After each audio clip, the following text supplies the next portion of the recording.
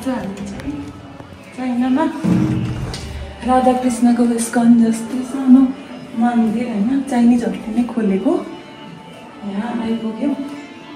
यस्तो छ है। अहिले चाहिँ गुरुआमा चाहिँ क्लास छ भनेर क्लास दिएर बसेको छ।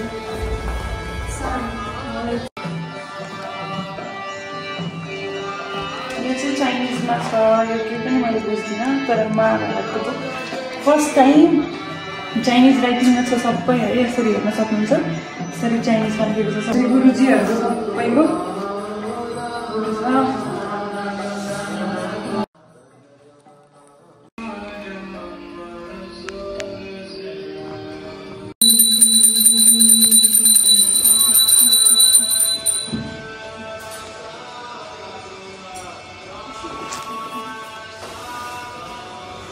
भगवानलाई चाहिँ यसरी छोपेर राखिन्छ प्राय टाइम। अहिले चाहिँ हामीले आएको भएर यति बोलिसकेको छ।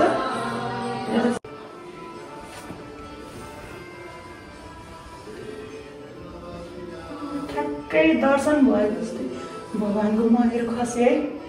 जय श्री कृष्ण।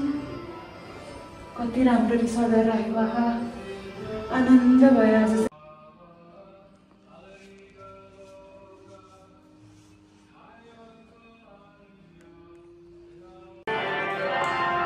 फाइनली प्रसाद आयो। के छ त यसमा? हाम्रो नेपाली प्रसाद जसरी आएको छ। यहाँ छ भागवत गीता।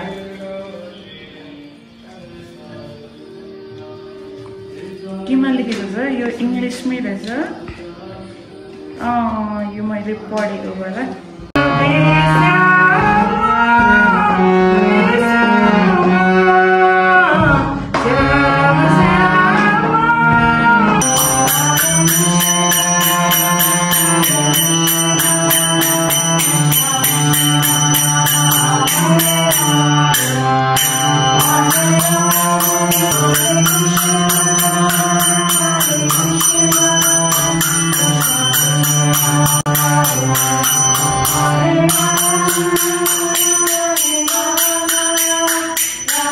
हार्मोनियम बजायो, रमाइलो भयो, प्रसाद पनि खायौँ। अब हामी जान्छौँ। We are leaving now. Okay, Hare Krishna.